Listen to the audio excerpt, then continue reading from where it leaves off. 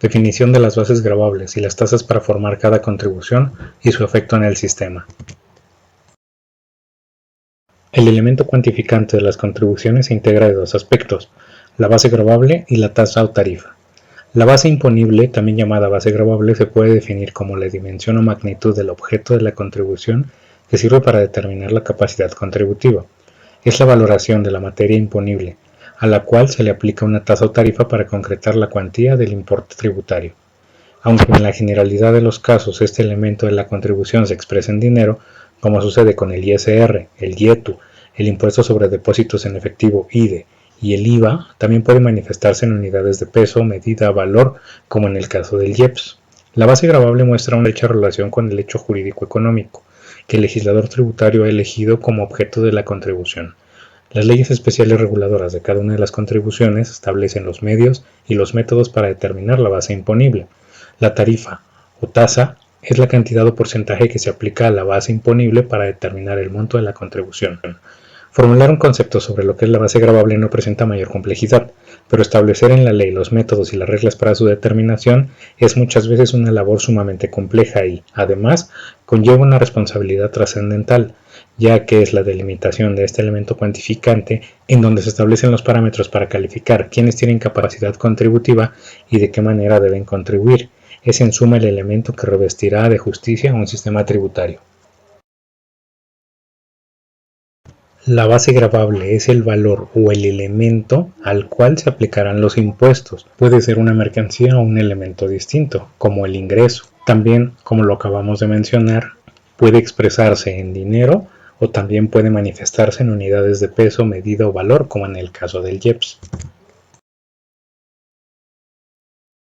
Ley de ingresos y presupuesto de egresos. El presupuesto de egresos en México es el documento que elabora el Ejecutivo y remite a la Cámara de Diputados para su revisión y aprobación. Es una decisión del órgano legislativo que permite a la administración pública usar los recursos monetarios del Estado durante un año fiscal. El presupuesto de egresos reviste una doble naturaleza. Desde el punto de vista formal, es un acto legislativo y desde el punto de vista material, es un acto del Ejecutivo. La Ley de Ingresos es un documento legal que, a manera de catálogo, contiene desglosados todos los conceptos y cantidades que se estiman serán percibidos por el Estado durante el ejercicio fiscal. Se trata de un acto formal y materialmente legislativo. Asimismo, contiene reglas sobre facilidades y estímulos fiscales, así como de transparencia informativa y recaudación. Gasto público y los otros fines de las contribuciones. El destino de las contribuciones al gasto público constituye un principio constitucional mexicano en materia fiscal, tal como lo prescribe el artículo 31 en su fracción 4. Esto significa que el monto de lo recaudado por intereses fiscales debe aplicarse a la satisfacción de las necesidades públicas de la Federación, estados o municipios, de tal suerte que este principio tiene un sentido social y un alcance de interés colectivo, puesto que el gasto público debe enfocarse fundamentalmente a beneficiar a la colectividad. Cuando el establecimiento de las contribuciones tiene como objetivo fundamental la recaudación para cubrir el gasto público, se dice que dichas contribuciones tienen fines fiscales. Adicionalmente, la creación de contribuciones puede tener un fin distinto, como por ejemplo, proteger el medio ambiente, estimular o desestimular actividades, la tutela de la salud. En estos casos, las contribuciones tienen un fin extrafiscal. Plan, los programas y el presupuesto público. El Plan Nacional de Desarrollo en México fija los grandes objetivos y las prioridades que permitan enfrentar los problemas del país. La Ley de Planeación Reglamentaria de los artículos 25 y 26 constitucionales establece que la planeación es la ordenación racional y sistemática de acciones que, en base al ejercicio de las contribuciones del Ejecutivo Federal en materia de regulación y promoción de la actividad económica, social, política, cultural, de protección del ambiente y aprovechamiento racional de los recursos naturales, tiene como propósito la transformación de la realidad del país, de conformidad con las normas, principios y objetivos que la propia Constitución y la ley establecen, según el artículo 3. Mediante la planeación se fijan objetivos, metas, estrategias y prioridades, se asignan recursos, responsabilidades y tiempos de ejecución, se coordinarán acciones y se evaluarán resultados. Es responsabilidad del Ejecutivo Federal conducir la planeación nacional del desarrollo con la participación democrática de los grupos sociales, de conformidad con lo dispuesto en la ley. En el ámbito de la Administración Pública Federal, la categoría del plan se reserva al Plan Nacional de Desarrollo. Las demás dependencias y las entidades de la administración pública elaboran y proponen programas que, de acuerdo al artículo 22 de la Ley de Planeación, pueden ser sectoriales, institucionales, regionales y especiales. La capacidad de formular buenos programas, incorporarlos al presupuesto y buscarles financiamiento suficiente y oportuno es una característica que distingue a las administraciones eficientes. El plan y los programas deben cubrirse con recursos que se prevén en el presupuesto público, el cual es la expresión cifrada de las obligaciones que la hacienda pública debe satisfacer. Es un ejercicio fiscal en relación con los servicios que hayan de mantenerse en el mismo.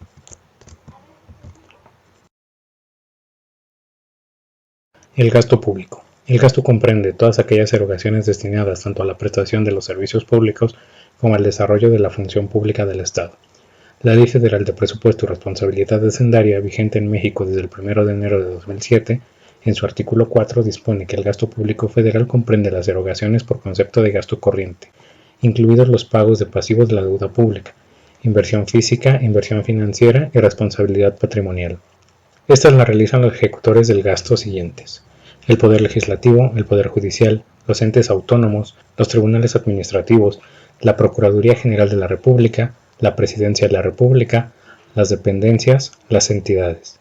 El control del gasto público es facultad de la Cámara de Diputados, acorde a lo expresado en la fracción 4 del artículo 74 de la Constitución Política de los Estados Unidos Mexicanos, de la manera siguiente. Artículo 74. Son facultades exclusivas de la Cámara de Diputados. Fracción 6.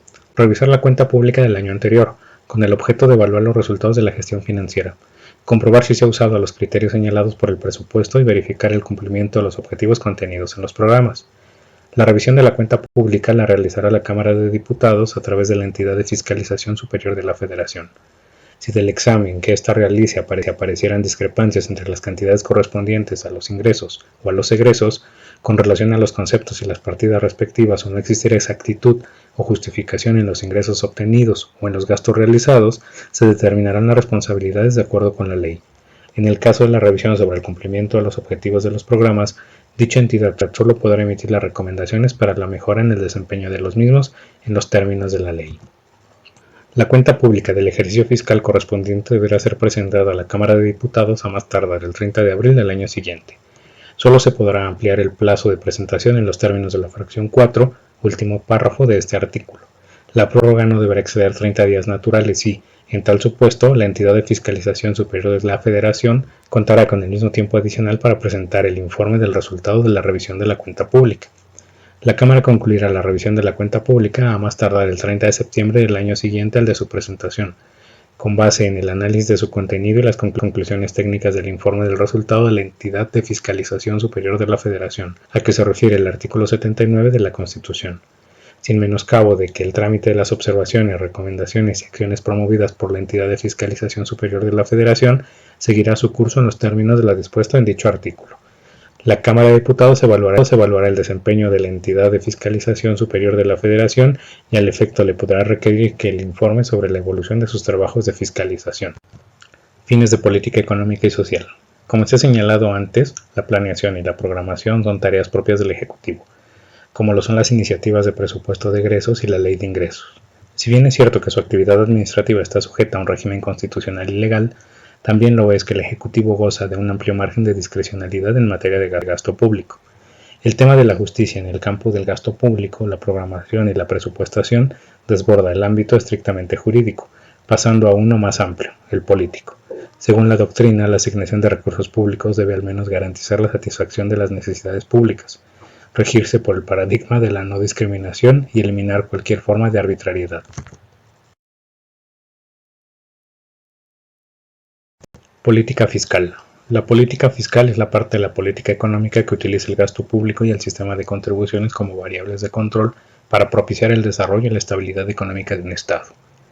De aquí que, como apunta Hugo Carrasco Iriarte, es necesario revisar el sistema impositivo nacional, evaluando su desarrollo y funcionalidad, tomando como base los principios de justicia consagrados en la Constitución.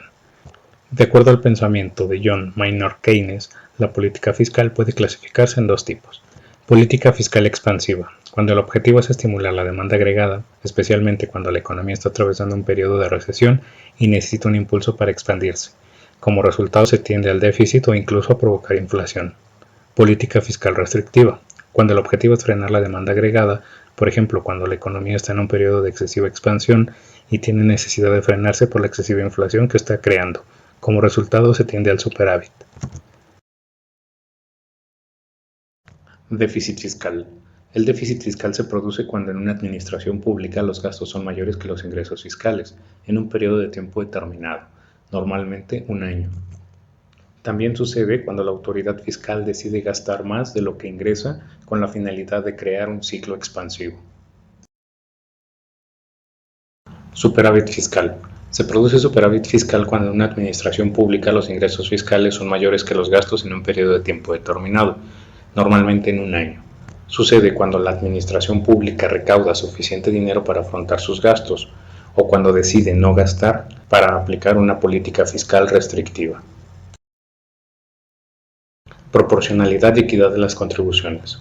El artículo 31, fracción cuarta de la Constitución Política de los Estados Unidos Mexicanos consagra, entre otros principios tributarios, los de equidad y proporcionalidad, los cuales radican respectivamente en la igualdad ante la ley de todos los sujetos pasivos del mismo tributo, así como en la obligación de estos de contribuir a los gastos públicos en función de su propia capacidad contributiva, de donde nace el deber de todo ciudadano de aportar al erario local o federal una parte justa y adecuada de sus ingresos, utilidades y rendimientos.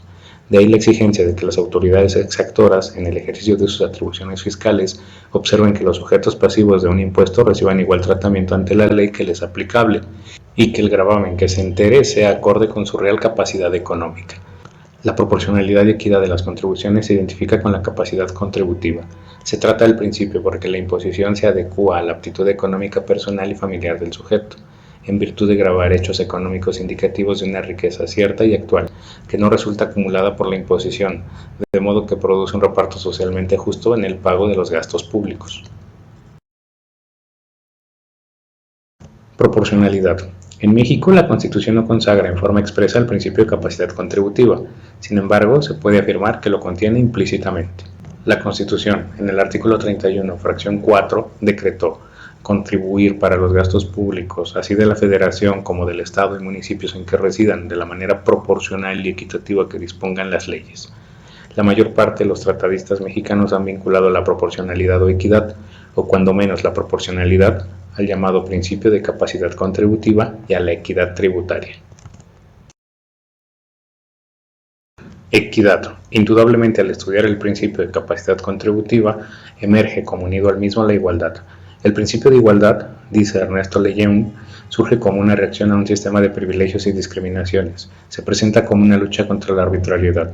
Su origen revolucionario es lo que explica la rigidez con que el principio nace y se aplica durante un buen lapso. En segundo sentido, se habla del principio de igualdad como base del impuesto como medida de las obligaciones tributarias a tolerar por los sujetos pasivos, viniendo a representar en este sentido, y en una formulación también clásica, que cada uno contribuirá, con relación o proporción, a su capacidad económica.